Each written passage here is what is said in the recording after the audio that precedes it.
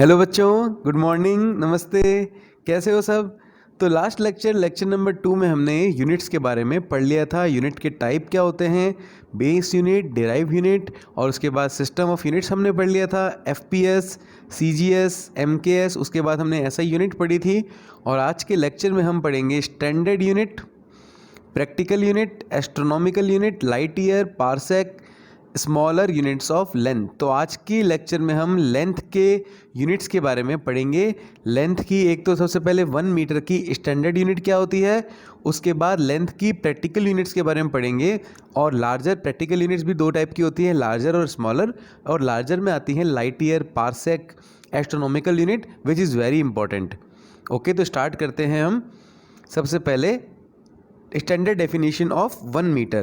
तो यहाँ पे देखिए, the standard metre is exactly equal to 16,50,763.73 wavelengths in vacuum of the radiation from krypton isotope of mass 86। तो देखिए, जो स्टैंडर्ड डेफिनेशन होती है ना, ये बहुत ही कॉम्प्लेक्स होती है। आपने भी एनसीईआरटी के अंदर देखा होगा कि जो 1 मीटर की डेफिनेशन, जैसे अपन एनसीईआरटी के अंदर ये यूनिट एंड मेजरमेंट देखते हैं तो स्टार्टिंग में यूनिट के बाद ये आती हैं सारी 1 मीटर की स्टैंडर्ड डेफिनेशन, 1 केजी की स्टैंडर्ड डेफिनेशन, 1 सेकंड की स्टैंडर्ड डेफिनेशन।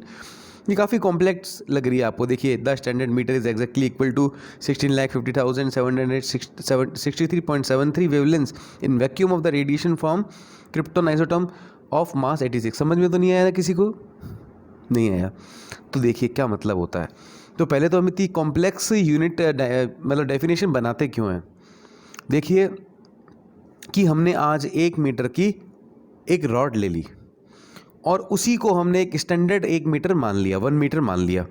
अब किसी को आगे 1 मीटर को आगे मान लो मेज़र करना है तो उसी रॉड से वो मेज़र करेगा, ठीक है। अब मान लो किसी कारण से वो रॉड टूट जाती है, ठीक है। तो हमारी नेक्स्ट जनरेशन को पता कैसे लगेगा कि 1 मीटर क्या होता है, 1 मीटर के मेज़रमेंट क्या होता है। मान लो कुछ ऐसा हो जाए कि 1 मीटर का हमारे नेक्स्ट जनरेशन को नहीं पता लगे, तो फिर इसके लिए हमने ऐसा काम किया कि हम आज जो 1 मीटर फिक्स कर रहे हैं, 100 साल बाद, 150 साल बाद, 200 साल बाद भी हमारी नेक्स्ट जनरेशन उस स्टेप को फॉलो करके वही 1 मीटर पता लगा सकती है। जैसे क्या होता है हमारी साइंस में, केमिस्ट्री के अंदर, जैसे ही कोई एटम होता है, हम पढ़ते हैं ये केमिस्ट्री के अंदर कि जैसे ही कोई एटम है वो पहले एनर्जी लेकर एक्साइटेड स्टेट में जाता है और एक्साइटेड स्टेट से एनर्जी रिलीज़ करके वापस से नॉर्मल स्टेट में आता है। तो एक एटम है क्रिप्टॉन, वो पहले एक्साइटेड स्टेट में जा रहा है और लाइट एमिट करके वो वापस से नॉर्मल स्टेट में आ रहा है। तो जो लाइट एमिट करता है क्रिप्टॉन 86, जो लाइट एमिट करता है, वेवलेंथ एमिट करता है, उनकी 16,50,763.73 इतनी वेवलेंथ मिलकर 1 मीटर के बराबर होती हैं। जैसे अभी हमने डिस्कवर की कि क्रिप्टॉन की इतनी सारी वेवलेंथ मिलकर 1 मीटर के बराबर होती हैं। तो ये चीज़ ट्रू रहेगी 100 साल बाद भी। अगर 100 साल बाद भी कोई क्रिप्टॉन 86 को एक्साइटेड करके वापस से नॉर्मल स्टेट में लेके आता है तो इतनी ही वेवलेंथ 1 मीटर को क्रिएट करेंगी। किसी और भी एलिमेंट हम ले सकते हैं, लेकिन इन्होंने क्रिप्टॉन इसलिए लिया है क्योंकि क्रिप्टॉन ईजिली अवेलेबल होता है। समझ गए स्टैंडर्ड मीटर का मतलब, स्टैंडर्ड डेफिनेशन का मतलब क्या होता है कि वो टाइम के साथ उस पर कोई भी फ़र्क नहीं पड़ेगा। दूसरा, फिजिकल कंडीशन के साथ कोई फ़र्क नहीं पड़ेगा। मान लो टेम्परेचर कहीं ज़्यादा है, कहीं कम है, और मेजरमेंट में तो उससे भी कोई फ़र्क नहीं पड़ेगा। समझ रहे हैं आप बात? ओके, तो ये होती है स्टैंडर्ड डेफिनेशन, ठीक है। अब क्रिप्टॉन 86 का समझ में आया कि वो वेवलेंथ एमिट कर रहा है जब वो एक्साइटेड स्टेट से नॉर्मल स्टेट में आ रहा है और इतनी सारी वेवलेंथ मिलकर उसका 1 मीटर फॉर्म कर रही है। तो यहाँ पे बोलेंगे कि standard metre is exactly equal to 16,50,763.73 wavelengths in vacuum of the radiation from krypton isotope of mass 86। Okay, उसके बाद क्या हुआ, साइंटिस्ट ने 1983 में फिर से एक और नई डेफिनेशन का, 1 मीटर की एक और नई डेफिनेशन क्रिएट करी। ये भी हमारे, अब आपके पास कोई पूछता है तो ये भी राइट है, ये भी करेक्ट है और ये भी करेक्ट है। तो हम एक और डेफिनेशन 1 मीटर के बारे में बात करते हैं। तो देखिए, ये कौन डिसाइड करता है डेफिनेशन, स्टैंडर्ड डेफिनेशन? ये डिसाइड करते हैं, आपको मैंने लास्ट लेक्चर में बताया था कि जो international bureau of weight and measure हैं वो ये सब डिसाइड करते हैं कि क्या डेफिनेशन रहेगी, क्या नहीं रहेगी, क्या मेज़रमेंट्स रहेंगे, वो मैंने लास्ट लेक्चर में आपके डिस्कस किया हुआ है। तो ये देखिए, यहाँ पर एक और डेफिनेशन बनाई अकॉर्डिंग टू लाइट। तो आपको पता है कि लाइट की स्पीड क्या होती है? 3 × 10⁸ मीटर पर सेकेंड। अगर आप देखें यहाँ से कैलकुलेट करें तो इसका मतलब 3 × 10⁸ मीटर लाइट डिस्टेंस ट्रेवल करती है 1 सेकेंड में। या हम कह सकते हैं नॉर्मल लैंग्वेज में कि लाइट 1 सेकेंड में 3 लाख किलोमीटर डिस्टेंस ट्रेवल करती है। 1 सेकेंड में कितना ट्रेवल करती है? 3 लाख किलोमीटर। ओके, तो जब 1 मीटर 3 लाख किलोमीटर 1 सेकेंड में ट्रेवल करती है, तो 1 मीटर जब वो ट्रेवल करेगी तो कितना टाइम स्पेंड होगा? समझ गए बात? तो यहाँ पर हमने कैलकुलेट किया कि लाइट वैक्यूम में 1/299,792,458 इतने सेकंड में 1 मीटर डिस्टेंस ट्रेवल करती है। अगर इसको हम सॉल्व करेंगे तो हमारे पास 0.3 × 10⁻⁻8 आएगा। मतलब ये आएगा बहुत ही छोटा टाइम आएगा। मैं आपको बताता हूँ, ये आएगा हमारे पास 0.000000003 सेकंड। इतने सेकंड में अगर लाइट ट्रेवल करती, कितने कम टाइम है ये। लाइट अगर इतने 0.00003 सेकंड तक ट्रेवल करती तो वो 1 मीटर डिस्टेंस कवर करेगी। ये बात आपको क्लियर हुई? ये आज भी अगर हम वैक्यूम में लाइट को इतने टाइम के लिए ट्रेवल कराएंगे तो भी 1 मीटर ट्रेवल करेगी। और आज हम कई 100 सालों बाद भी लाइट को हम इतने सेकंड तक ट्रेवल कराएंगे तो वो 1 मीटर ही डिस्टेंस ट्रेवल करेगी। तो इसके लिए भी 1 मीटर हम इस मेथड से भी फाइंड कर सकते हैं और इस मेथड से भी फाइंड कर सकते हैं। तो ये स्टैंडर्ड डेफिनेशन की बात आपको क्लियर हुई दिमाग में?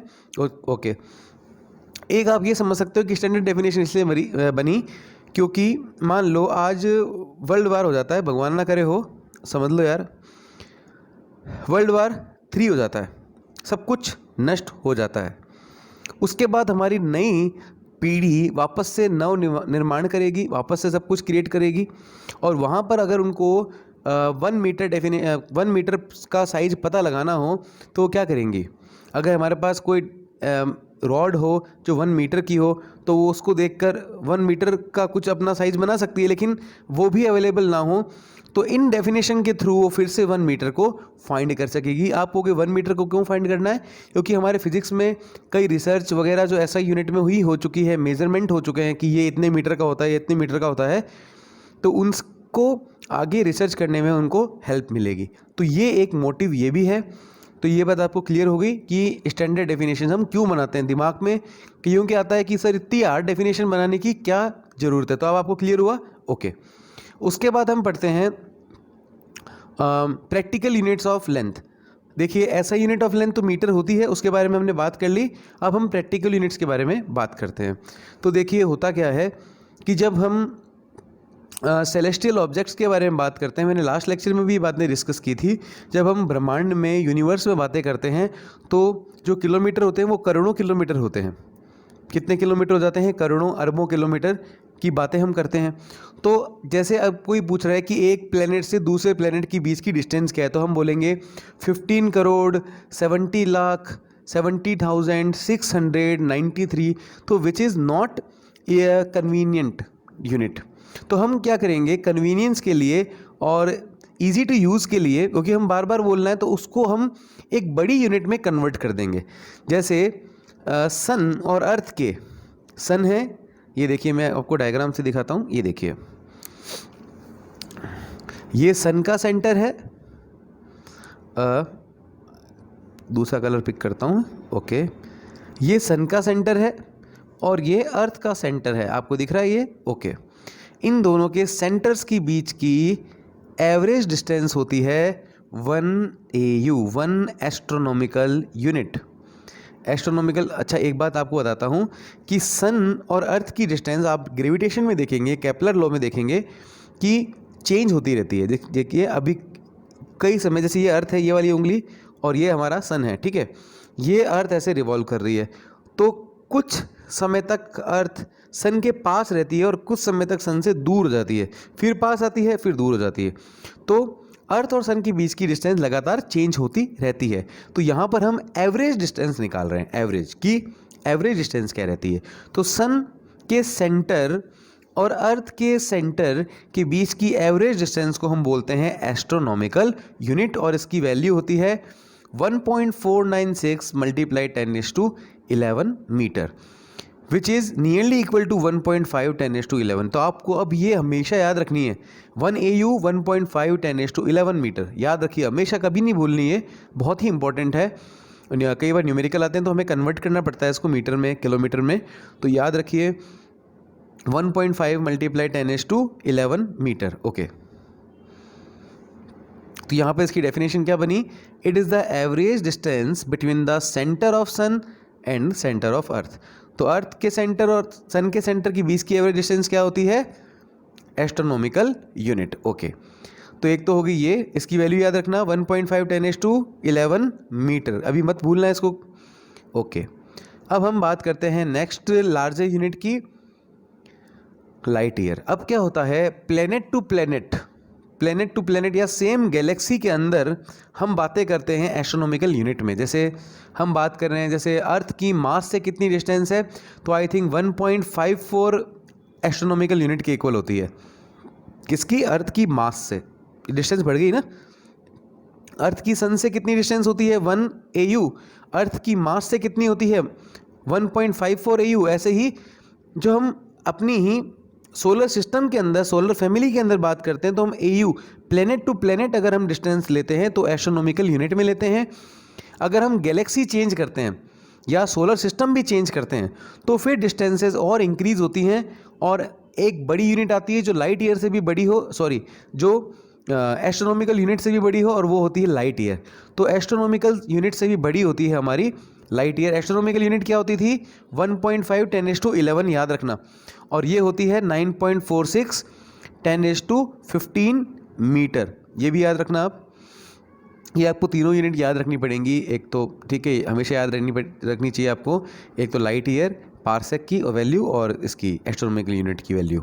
ओके, तो लाइट ईयर क्या होता है, देखिए लाइट जो है उसकी स्पीड कितनी होती है, 3 × 10⁸ मीटर पर सेकेंड, 3 लाख किलोमीटर एक सेकेंड में चलती है। वो 1 साल तक वैक्यूम में ट्रेवल कर रही है, और जितनी डिस्टेंस ट्रेवल करेगी वही लाइट ईयर है। तो लाइट अपनी वैक्यूम में 1 साल तक जितनी डिस्टेंस ट्रेवल करती है उसी को हम बोलते हैं light year. 1 light year is the distance travelled by light in vacuum in 1 year. Clear हो गया आपको? ओके, तो लाइट डिस्टेंस ट्रेवल कर रही है, डिस्टेंस इक्वल टू क्या होता है, स्पीड इनटू टाइम। लाइट की स्पीड क्या होती है, c, और टाइम कितना है हमारे पास, 1 ईयर। तो c कितना है, 3 × 10⁸, और 1 ईयर जो टाइम है हमें उसको किस में कन्वर्ट करना पड़ेगा, सेकंड में। तो पहले देखिए 1 ईयर में कितने डेज होते हैं, 365.25 होते हैं, लेकिन हमने यहाँ पर 365 ले लिए। आप जैसे ये जो कैलकुलेशन है वो 365.25 से है, तो यहाँ पर आप 365.25 ले लिए, लेकिन आपको लास्ट तो वैसे ही आंसर याद रखना है, ठीक है, ये बात आपको केवल समझाने के लिए। अब तो डेज कितने होते हैं 1 ईयर में, 365.25। उसके बाद एक दिन में कितने घंटे होते हैं, 24। उसके बाद एक घंटे में कितने मिनट होते हैं, 60, और 1 मिनट में कितने सेकंड होते हैं, 60। तो ये हमने ईयर को कन्वर्ट कर लिया सेकंड में। अब ये और इसकी मल्टीप्लाई जब हम करेंगे तो हमारे पास आंसर आएगा 9.46 multiply 10⁻15। So this is the value of light year. तो लाइट ईयर आपको याद है। तो लाइट ईयर की बातें हम तब करते हैं जब हम एक सोलर सिस्टम से दूसरे सोलर सिस्टम में बात कर रहे हों, तब हम कहते हैं कि ये प्लेनेट, और जैसे अल्फा सेंचुरी जो हमारी आउटर सोलर सिस्टम है, और उसका जो सन है और हमारे सन के बीच में जो डिस्टेंसेस हैं वो फिर लाइट ईयर में हम उसको काउंट करते हैं। ओके, उसके बाद और बड़ी यूनिट आती है लेंथ की, वो होती है पारसेक। पारसेक क्या होता है, इसको समझने के लिए पहले आपको थोड़ा बेसिक समझना पड़ेगा कि आर्क कैसे बनती है, एंगल कैसे बनता है, थोड़ा सा हम थोड़ा मैथमेटिकल हम एनालिसिस करेंगे एक चीज़ का। देखिए कोई भी जो एंगल होता है वो कैसे फॉर्म होता है। तो देखिए सबसे पहले हम यहाँ पे कॉम्पास से ऐसे एक पॉइंट को यहाँ पे रखते हैं, उसके बाद ऐसे आर्क लगाते हैं, ऐसे आर्क लगाते हैं, वैसे ही मैं यहाँ पर एक आर्क लगा रहा हूँ। आप समझिए मैंने ये कॉम्पास से ही आर्क लगाया, समझ में आई बात। ये मैंने आर्क लगाया, ओके, एक मिनट, मैंने आर्क लगा दिया। अब मैंने क्या करा, ये एक पॉइंट मैंने ले लिया A, ये मैंने एक पॉइंट ले लिया B, ओके। ये इसका कॉर्नर है आर्क का, मैंने यहाँ से आर्क लगाया था, इस पॉइंट से आर्क लगाया था, ठीक है। मतलब इस पॉइंट पर मैंने पॉइंट नॉक रखकर और ऐसे करके आर्क लगाया था। तो इस जहाँ से मैंने आर्क लगाया वहाँ से मैं इसके एज को ज्वाइन कर दूंगा और यहाँ से भी मैं इसके B पॉइंट को ज्वाइन कर दूंगा, ठीक है। तो जो आर्क बना ये एंगल कहलाएगा, एंगल ऑफ आर्क। ये क्लियर हो गया। ये हमारे क्या बना, कॉम्पास से ये बना आर्क, ये पार्ट का, और ये इसका एंगल बना। और ये जो चीज़ थी हमारी यहाँ से लेकर यहाँ तक की रेडियस है। तो ये क्या बात हुई, ये चीज़ क्या हुई, रेडियस, ये हुआ एंगल और ये हुआ आर्क। ये बात आपको क्लियर हुई।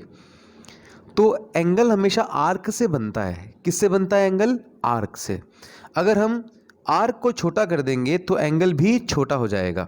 देखिए किस तरह से, अगर मैं एक आर्क, ये एक पॉइंट लेता हूँ, यहाँ से मैं आर्क लगाता हूँ इस पॉइंट से, और इतना सा आर्क लगाता हूँ, आर्क की लेंथ बहुत कम हो गई, और यहाँ से ज्वाइन करता हूँ मैं फिर से ऐसे, ठीक है। तो इस बार देखिए एंगल स्मॉल हो गया, एंगल छोटा तो आर्क भी छोटी हो गई। क्लियर होगी बात आपको। और ये है रेडियस। तो एंगल, आर्क और रेडियस में एक रिलेशन होता है कि एंगल का फॉर्मूला होता है angle equals to arc upon radius. Angle का जो फॉर्मूला होता है, आपने शायद 9th में या 10th में मैथमेटिक्स में आपने पढ़ा होगा ये। तो एंगल का फॉर्मूला क्या होता है, आर्क अपॉन रेडियस, ओके। तो angle is always created by arc. हम इसको लैंग्वेज में बोलते हैं angle is subtended by the arc. Angle is always subtended by the arc, okay. जैसे एक हम सर्किल बनाते हैं, और अगर इस सर्किल के हम ऐसे पार्ट कर दें, ये 1 पार्ट, ये 2 पार्ट, ये 3 पार्ट, ये 4 पार्ट, तो ये जो एंगल हुआ ये 90 डिग्री है, और उसने इतना आर्क, इतने आर्क से इतना 90 डिग्री एंगल सबटेंड हुआ। अगर हम ये पूरा आर्क ले लें यहाँ से लेकर यहाँ तक, तो कितना एंगल बना, 180। तो हम बोलेंगे 180 angle is subtended by arc A B. 180 angle is subtended by arc A B, याद रखिए। और 360 angle is subtended by arc A C B. Arc A C B is the circle, okay. तो ये हमारा एक मेथड हुआ बातें करने का फिजिक्स में। अब हम बात करते हैं पार्सेक की। अब देखिए बेटा, जो आपको पता है एंगल कितना होता है, छोटा छोटा, पूरे सर्किल का एंगल कितना होता है, 360 डिग्री, सबको पता है। और 360 डिग्री, और हम उसके बाद बात करते हैं 1 डिग्री।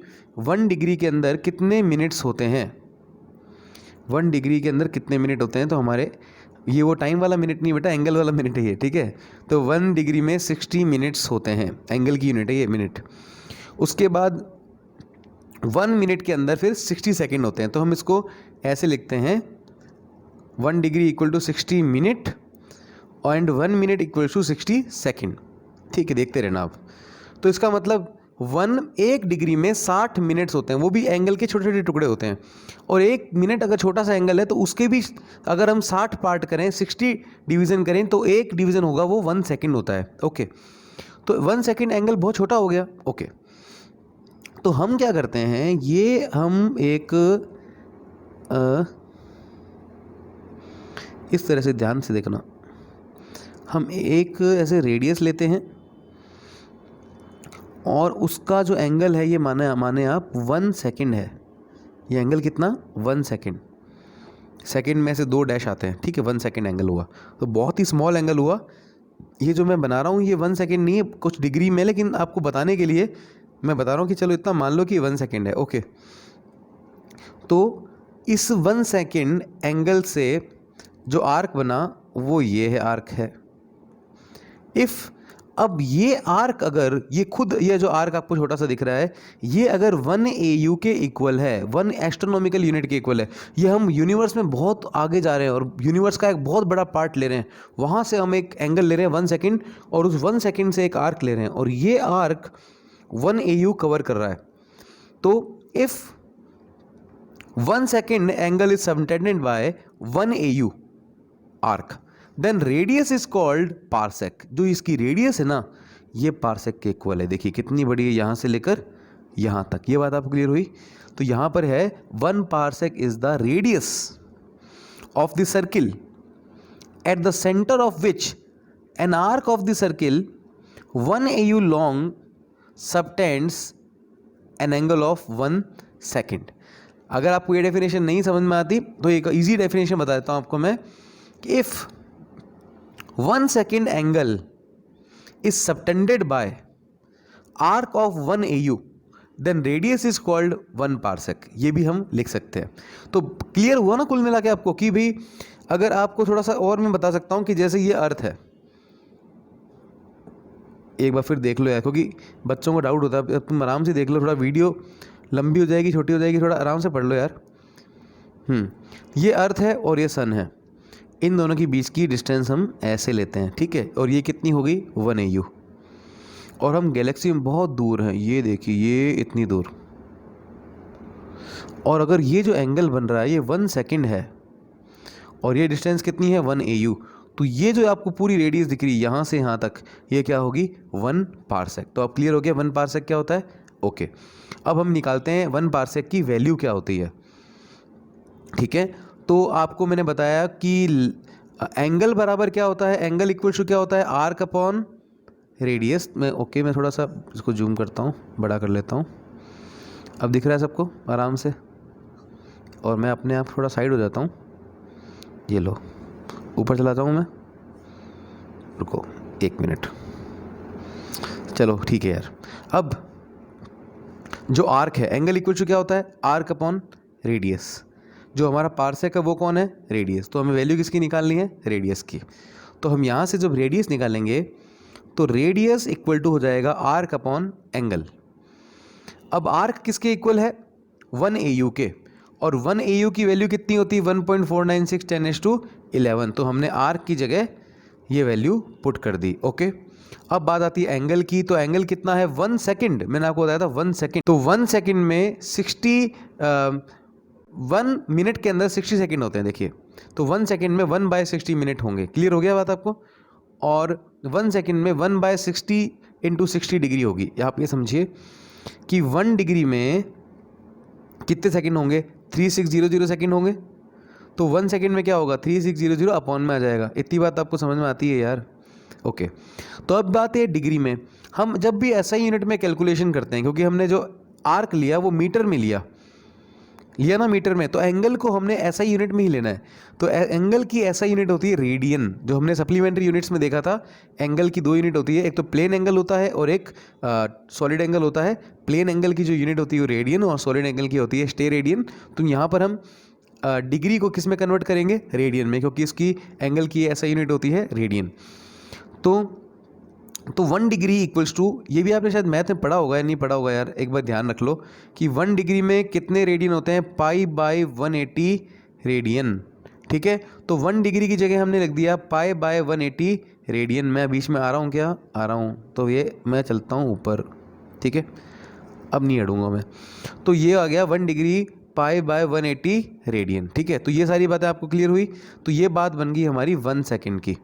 तो 1, तो यहाँ तक हमने कर लिया था कि आर्क अपॉन एंगल, आर्क की वैल्यू रख दी हमने 1 AU के इक्वल, और एंगल की जगह हम रख देंगे π/180। ये पूरी हम वैल्यू यहाँ पर रख देंगे, ठीक है, ये वाली यहाँ रख दी। इसको सॉल्व करेंगे तो हमारे पास आएगा 3.084 × 10⁻16। ओके, अब मुझे सारी बातें याद बताइए कि सबसे पहले AU की वैल्यू कितनी थी, 1.5 10⁻11, ठीक है। और लाइट ईयर की बोलिए फटाफट, 9.46 10⁻15। उसके बाद पारसेक की बोलिए 3.084 10⁻16। ये तीनों यार याद कर लेना, ये बहुत इंपॉर्टेंट है। अब कई बार ऐसे क्वेश्चंस भी आते हैं कि पारसेक और लाइट ईयर में क्या रिलेशन है, तो 1 पारसेक इक्वल टू होता है 3.26 लाइट ईयर। वो दोनों को आप डिवाइड करोगे ना, पारसेक की वैल्यू रख दो, लाइट ईयर की, दोनों को डिवाइड करो तो आपके पास 3.26 आ जाएगा। तो एक पारसेक में कितने लाइट ईयर होते हैं? 3.26 लाइट ईयर होते हैं। और 1 लाइट ईयर में कितने एस्ट्रोनॉमिकल यूनिट होती है? 6.3 मल्टीप्लाई 10⁻4 एस्ट्रोनॉमिकल यूनिट होती है। तो ये आपस में इन सब के रिलेशंस हैं। अब ये तो हो गई हमारी लार्जर यूनिट्स की बात। अब हम स्मॉलर यूनिट के बारे में आगे बात करते हैं। जैसे आप यूज़ करते हैं डिस्टेंस की यूनिट 1 इंच, 1 फुट, और हम यूज़ करते हैं 1 यार्ड, 1 माइल, ये भी तो यूज़ करते हैं। तो हमारे कभी भी न्यूमेरिकल में ऐसे आता है 1 इंच या 1 फुट, इस तरह से कभी आता है, 1 यार्ड आता है, 1 माइल आता है, 1 नॉटिकल माइल आता है। तो हमें सबको ही मीटर में कन्वर्ट करना होगा। 1 इंच की वैल्यू आप याद रख लीजिए, ये सारी ये लिस्ट में नोट कर लो, ये सारा आप, ये आपको याद रखनी पड़ती हैं। 1 इंच इक्वल टू, कई बार तो क्या होता है न्यूमेरिकल में दिया होता है और कई बार नहीं दिया होता, तो आपको एक बार याद तो रखनी पड़ेगी। अगर आप को कंपटीशन की प्रिपरेशन करनी है तो ये चीज़ें तो आपको करनी ही पड़ेंगी, याद रखनी पड़ेंगी। अभी करोगे कभी ना कभी तो करनी पड़ेंगी, तो भी याद कर लो ये आप। और 1 इंच में कितने मीटर होते हैं? 0.0254। और 1 फुट के अंदर कितने मीटर होते हैं? तो ये सारी वैल्यूज़ आप यहाँ पे नोट है तो आप ये लिख लेना। 1 माइल के अंदर 1.6 किलोमीटर होते हैं, 1.609 10⁻3 मीटर। 1 नॉटिकल माइल थोड़ा अलग होता है, तो ये आप नोट कर लो और ये आपको याद रखनी है, इसमें कुछ समझने निकले लायक नहीं है। अब बात करेंगे हम मेज़रमेंट ऑफ स्मॉल डिस्टेंसेस की। देखिए होता क्या है कि फ़िज़िक्स में हम अगर सेलेस्टियल ऑब्जेक्ट्स के बारे में बात कर रहे हैं, यूनिवर्स के बारे में बात कर रहे हैं, तो हम लार्जर यूनिट्स लेंगे। लेकिन हम स्मॉल पार्टिकल के बारे में बात कर रहे हैं, ब्लड सेल्स के, ये आपको जो डायग्राम दिख रहा है ब्लड सेल का डायग्राम है, ब्लड सेल्स के बारे में बात कर रहे हैं, मॉलिक्यूल्स के बारे में बात कर रहे हैं, एटम के बारे में बात कर रहे हैं, वेवलेंथ के बारे में बात कर रहे हैं, तो हम मीटर में नहीं ले सकते क्योंकि वो बहुत ही छोटी छोटे लेंथ होती हैं। तो हमने छोटी छोटी लेंथ के लिए छोटी छोटी यूनिट्स हमने इन्वेंट की है, बनाई हैं। तो यहाँ से हम चलते हैं, एक एक यूनिट के बारे में पढ़ते हैं। कई बार आता है 1 माइक्रोन या माइक्रोमीटर, उसका सिंबल ये होता है माइक्रो का, ये वाला, ठीक है, याद रखना। ये इसका मतलब होता है 10⁻⁻6 मीटर। तो माइक्रोमीटर के अंदर फिजिक्स में कई चीज़ें होती हैं, जैसे माइक्रोमीटर के अंदर होती हैं ब्लड सेल्स, इनका जो डायमीटर होता है ये माइक्रोमीटर के अंदर होता है। तो ब्लड सेल्स ऐसे बोलते हैं अपन, 4 to 5 माइक्रोमीटर की आई थिंक होती हैं ये ब्लड सेल्स। उसके बाद अभी कोविड-19 का चल रहा है, तो उसमें क्या होता है, हम जैसे ही छींकते हैं, स्नीज़ करते हैं, तो छोटे छोटे ड्रॉपलेट्स निकलते हैं। उस ड्रॉपलेट के अंदर ही हमारे वो वायरस होता है, और वो ड्रॉपलेट वो रेस्पिरेशन के थ्रू, आपको पता ही है, ट्रांजिट होते हैं, वो भी सब चल रहा है, सबको इतनी नॉलेज है। तो होता क्या है कि हमारा जो वो ड्रॉपलेट्स होते हैं उनका जो साइज़ होता है वो भी माइक्रोमीटर की साइज़ का होता है, माइक्रोमीटर में होता है। छोटे छोटे, बहुत छोटे होते हैं, वही हमारे क्या होते हैं, वही जो संक्रमण होता है उस वही क्रिएट करते हैं जो कोविड-19 का होता है, और वही वायरस कंटेन करते हैं अपने अंदर, और रेस्पिरेशन के थ्रू अपने लंग्स तक पहुंचते हैं। उनका जो साइज़ होता है वो माइक्रोमीटर में ही होता है। तो ये बात आपको क्लियर हुई कि माइक्रोमीटर में क्या क्या चीज़ें आती हैं। उसके बाद बात करते हैं नैनोमीटर। तो मॉलिक्यूल का जो साइज़ होता है वो नैनोमीटर में मेज़र किया जाता है। नैनोमीटर का हम सिंबल लेते हैं स्मॉल n, ये आपको दिख रहा है, ये हमेशा याद रखना बेटा, ये नैनोमीटर, उसकी वैल्यू है 10⁻⁻9 मीटर। तो इसका मतलब कभी भी न्यूमेरिकल में कुछ भी आपको दिया होता है अनदर यूनिट्स, तो आपको उसको कन्वर्ट करना पड़ता है मीटर के अंदर। उसके बाद एंगस्ट्रॉम। एंगस्ट्रॉम क्या होता है? 1 angstrom equals to 10⁻⁻10 metre. Angstrom का सिंबल होता है ये 1 के ऊपर डिग्री जैसा बना रखा होता है, ओके। और एंगस्ट्रॉम में क्या नापा जाता है? एटम का साइज। एटम होता है मॉलिक्यूल से मिलकर बना, एटम से मिलकर मॉलिक्यूल बनता है, तो मॉलिक्यूल थोड़ा बड़ा होता है जिसको नैनोमीटर में नापा जाता है। और एंगस्ट्रॉम के अंदर आता है एटम। तो एटम को जो साइज होता है वो किसके इक्विवेलेंट होता है? एंगस्ट्रॉम के, ओके ओके। नैनोमीटर में हमारी वेवलेंथ भी मेज़र की जाती है, लाइट की वेवलेंथ होती है वो नैनोमीटर में ही हम इलेक्ट्रोमैग्नेटिक वेव्स जो भी होती हैं वेवलेंथ, हम उनको नैनोमीटर में ही मेज़र करते हैं। कई बार आपने देखा होगा जैसे लाइट की जो वेवलेंथ होती है वो होती है 400 नैनोमीटर से 700 नैनोमीटर तक। ये भी बहुत इंपॉर्टेंट है, ये आगे आप फोटो इलेक्ट्रिक इफेक्ट में पढ़ेंगे, केमिस्ट्री में पढ़ेंगे, तो आपके क्लियर होता रहेगा। इसको मैं एक बार हटाता हूँ। लाइट की जो वेवलेंथ होती है वो होती है 400 नैनोमीटर से 700 नैनोमीटर। तो ये आपको थोड़ा रिलेट होगा कि कैसे हम इनको यूज़ करते हैं। उसके बाद जो एटम के अंदर क्या होता है, न्यूक्लियस और न्यूक्लियस का जो साइज़ होता है वो हम फर्मी के अंदर मेज़र करते हैं। उसका साइज़ होता है 10⁻⁻15 मीटर। ओके, तो आज के लेक्चर में केवल इतना ही। नेक्स्ट लेक्चर में हम बात करेंगे आगे। तो ये मैं आपको बता रहा था कि जो एरोसॉल्स होते हैं, हम जैसे स्नीज़ करते हैं, जैसे हम नॉर्मल खांसी करते हैं तो वो उसकी वेलोसिटी होती है 10 मीटर पर सेकेंड। जैसे हम छींकते हैं आच्छी, तो उसकी वेलोसिटी होती है 50 मीटर पर सेकेंड। और वो क्या होता है, प्रोजेक्टाइल मोशन करता है और वो डिस्टेंस ट्रेवल कर रहा है नियरली इक्वल टू, मतलब ये वाला जो है कफ, ये डिस्टेंस ट्रेवल करता है 1.5, और जो हम स्नीज़ करते हैं क्योंकि उसकी स्पीड 150 मीटर पर सेकेंड है, तो वो डिस्टेंस ट्रेवल कर लेता है 6 मीटर के आसपास। तो अभी पहले कहते थे ना कि 2 मीटर की डिस्टेंस रखो, अब कहते हैं कहीं कि 6 मीटर की डिस्टेंस रखो। वो तो जिसको होना होता है, अब क्या कहें, वो बातें छोड़ो। तो ये बात अब क्लियर हुई कि हमारे जो एरोसोल्स होते हैं ये निकलते हैं, देखिए ये इस तरह से ड्रॉपलेट्स होते हैं, और इन ड्रॉपलेट्स के अंदर इनका साइज़ क्या होता है 10 माइक्रोमीटर के अराउंड, और इनके अंदर ही वायरस कंटेन करता है, और ये हमारे रेस्पिरेशन के थ्रू ट्रांसमिट होता है। ये देखो, ट्रांसमिट थ्रू एरोसोल पार्टिकल। कोविड-19 कैसे ट्रांसमिट होता है, ये देखो, बिल्कुल छोटे छोटे पार्टिकल होते हैं यहाँ से, इससे ट्रांसमिट होता है ये। अगर कोई खांस रहा है नॉर्मल, तो अगर हम उससे दूर हैं तो, लेकिन हम उससे बचे हुए हैं, लेकिन अगर कोई छींक देता है तो वो फिर उसकी स्पीड इंक्रीज हो जाती है और वो काफ़ी लार्ज डिस्टेंस ट्रेवल करती है।